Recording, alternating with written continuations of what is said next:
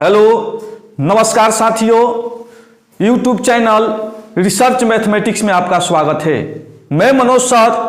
आज हम लोग कुछ ऐसे प्रश्नों को देखेंगे जो यूट्यूब के कम्युनिटी में डाला गया था, जिसमें लोग अपना अपना पोलिंग किए, अपना अपना वोट किए कि इसका आंसर यह होगा, इसका आंसर यह होगा। तो उसी बेस पर यानी उसी क्वेश्चन को लेकर मैंने सोचा कि इसका वीडियो बना दें कि जिन लोगों ने इसका ऑप्शन चूज किए हैं, चुनाव किए हैं कि मेरा सही है कि गलत है, तो उसी पर आधारित यह मेरा वीडियो है। आप यूट्यूब में आप रिसर्च मैथमेटिक्स को खोलिएगा तो उसमें आपका मेरा चैनल आएगा, उसके बाद उसमें होम आता है, प्लेलिस्ट आता है, कम्युनिटी आता है। तो यह प्रश्न जो डाला गया है, ये सब प्रश्न को कम्युनिटी में डाला गया है। तो कम्युनिटी में देखिएगा तो ये सब प्रश्न आपको दिखेंगे, दिखाई देंगे। तो इसमें कुछ लोग अपना पोलिंग किए हैं कि मेरा ऑप्शन क्या होगा, मेरा आंसर क्या होगा। तो इसी प्रश्नों का मेरा एनालिसिस यानी उसी पर आधारित मेरा यह वीडियो है कि किनका किनका आंसर क्या है, वह अपना खुद मिला लेंगे, देख लेंगे। प्रश्नों को हम हल करते हैं। तो चलिए प्रश्नों को देखते हैं। प्रश्न क्या क्या दिए गए थे, जो कि सभी प्रश्न जो हैं, यह सबसे महत्वपूर्ण है कि यह सभी प्रतियोगी परीक्षाओं के लिए काफ़ी महत्वपूर्ण है। जो भी प्रश्न को मैंने रखता हूँ वह प्रश्न काफ़ी महत्वपूर्ण इसलिए है क्योंकि ये सब में ज़्यादा हम लोग मिस्टेक करते हैं, मिस्टेक होने का चांस रहता है। तो चलिए देखते हैं क्वेश्चन को क्या दिया है। क्वेश्चन पहला क्वेश्चन है कि 1/5% कितने के बराबर है। 1/5% कितने के बराबर है, गौर कीजिएगा। 1/5% कितने के बराबर है। तो हम लोग जानते हैं कि प्रतिशत का मतलब होता है 1/100। गौर कीजिएगा, इसको कटाइएगा 1/5 को, तो यह आपका आएगा कट कर कितना बार में आएगा जी, 0.2 बार। यानी कहने का मतलब है कि 0.2 में फिर 1 से गुना कीजिएगा तो 0.2 बटा कितना, 100। अब इसको पुनः आप डिवाइड करेंगे 100 से, तो दशमलव के बाद एक अंक दिख रहा है। जब इसको 100 से डिवाइड करेंगे तो दशमलव के बाद कितना अंक दिखेगा, 3 अंक। तो 3 अंक दिखेगा। जब इसको कटाएंगे तो यह आपका हो जाएगा 0.00 कितना हो जाएगा जी, 2। तो इसका आंसर क्या होगा, पहला क्वेश्चन का आंसर क्या होगा, 0.002 होगा। यानी देखिए कौन सा ऑप्शन में है, ऑप्शन नंबर सी में है। चलिए दूसरे प्रश्न को देखते हैं। दूसरा प्रश्न क्या है, 0.9 का वर्गमूल क्या होगा। तो 0.9 का वर्गमूल आपको निकालना है। तो बहुत लोग आंसर किए हैं 0.3, लगभग 90% लोग जो जिनका गलत है। तो इसको बनाने का तरीका क्या है, गौर कीजिएगा। ये 0.9 को हम लोग कैसे वर्गमूल निकालेंगे, तो एक 0 बैठा सकते हैं, अपने मन से ले सकते हैं, जोड़ा लेते हैं और जोड़ा लेंगे 0 का, फिर जोड़ा लेंगे 0 का। गौर कीजिएगा, जब इसको सॉल्व करेंगे तो 9 से ले जाइए तो यहाँ 0.9 यानी 981 होगा। गौर कीजिएगा, इसको जोड़ेंगे तो 18 होगा। इसको हटाइए, 10 में से 1 गया 9, ये कट जाएगा तो 00 फिर। अब यहाँ क्या रखा जाए कि इतना से कम आए, इतना से ज़्यादा नहीं आए।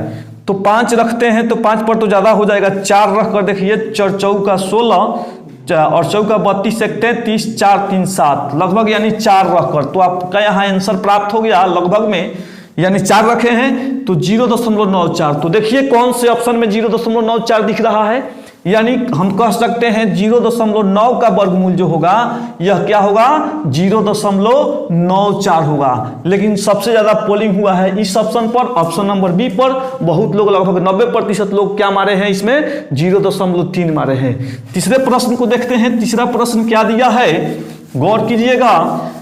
तीसरा प्रश्न जो दिया है इसको देखेंगे। तीसरे प्रश्न को, तीसरा प्रश्न जो आपका दिया है इसमें गौर कीजिएगा।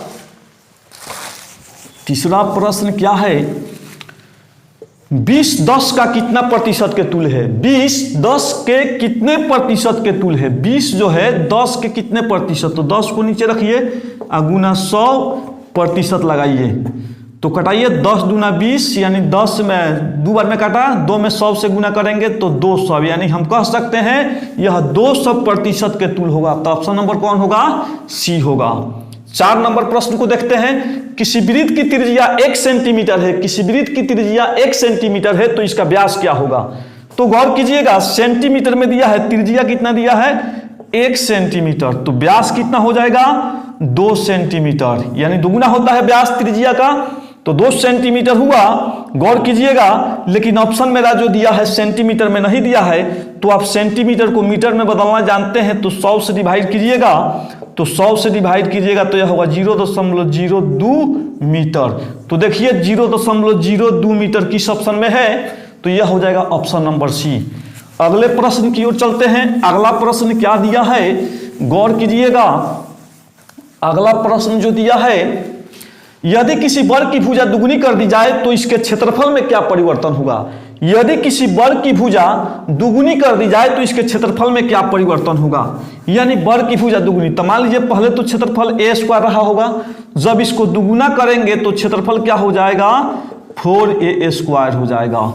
तो देखना है कितना प्रतिशत बढ़ा है, तो बढ़ा है तो इसको 4a² को ऊपर रखेंगे, a² को नीचे, और यहाँ गुना कर देंगे 100 से, और क्या लगा देंगे, प्रतिशत। तो a² से a² कट गया, 4 में 100 से मल्टीप्लाई करेंगे तो कितना प्रतिशत, 400%। तो हम कह सकते हैं यह 400% का क्या होगा, इसमें वृद्धि होगा। क्या होगा जी, वृद्धि होगा। तो इसका आंसर देखिए किस ऑप्शन में है, यानी ऑप्शन नंबर हम कह सकते हैं इसका ऑप्शन नंबर क्या होगा, बी होगा। छठा सवाल देखिए क्या दिया है, गौर कीजिएगा। 1/5 1/2 का कितना प्रतिशत, तो 1/5 जो है 1/2 का कितना प्रतिशत के बराबर है, तो 1/5 को ऊपर 1/2 को नीचे, गुने कितना 100 और प्रतिशत लगा दीजिए। गौर कीजिएगा, तो 1/5 तो नहीं पलटेगा, ये पलटेगा, 2/1 नीचे आ जाएगा, गुना कितना 100। अब इसको कटाइए, तो 5 से कटाइएगा तो 5 से 100 कितना बार में जाएगा, 20 बार में, 20 दूना 40। तो हम कह सकते हैं इसका आंसर क्या होगा, 40%। एक आखिरी प्रश्न है, बहुत महत्वपूर्ण है प्रश्न, गौर कीजिएगा। आखिरी प्रश्न क्या है, आखिरी प्रश्न है कि अर्धवृत्त का परिमाप क्या होगा। लगभग इसमें 100% लोगों इसमें जो अपना ऑप्शन चूज किए हैं, लगभग इसमें 100% लोगों का गलत ऑप्शन चूज हुआ है। यानी लगभग जो ऑप्शन है वह उस पर कोई उसका सही चुनाव नहीं किया है।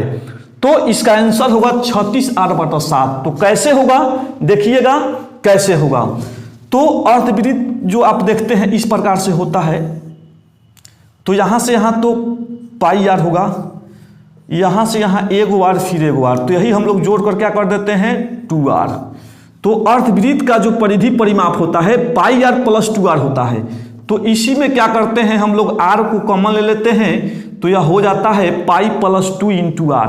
अब π का मान कितना होता है 22/7, अब +2 × r। गौर कीजिएगा, इसके नीचे 1 छुपा है, 7 एक एलसीएम 7, तो 22 का 22 एक बार में जाएगा, तो 7 × 7 एक बार में, तो 22 × 22 7 दूना 14। गौर कीजिएगा यहाँ कितना होगा 14 होगा, और यहाँ r, तो 22 और 14 कितना होता है 36/7 और r। तो इसमें ऑप्शन कौन होगा, डी होगा। यानी हम कह सकते हैं इसका यानी अर्धवृत्त का परिमाप कितने के बराबर होता है 36/7 × r, इतने के बराबर होता है। तो इस प्रकार के प्रश्नों को हम यानी कम्युनिटी में यूट्यूब के उसमें बराबर प्रश्नों को रखते हैं, डालते हैं। तो आप लोगों से रिक्वेस्ट है कि आप लोग कम्युनिटी को देखिए, चैनल पर जाइए और उसको देखिए और उसमें क्वेश्चन को बनाने का प्रयास कीजिए। अगर आपको मेरा वीडियो अच्छा लगा इस प्रकार के प्रश्नों के लिए, तो मेरा वीडियो को सब्सक्राइब कीजिए।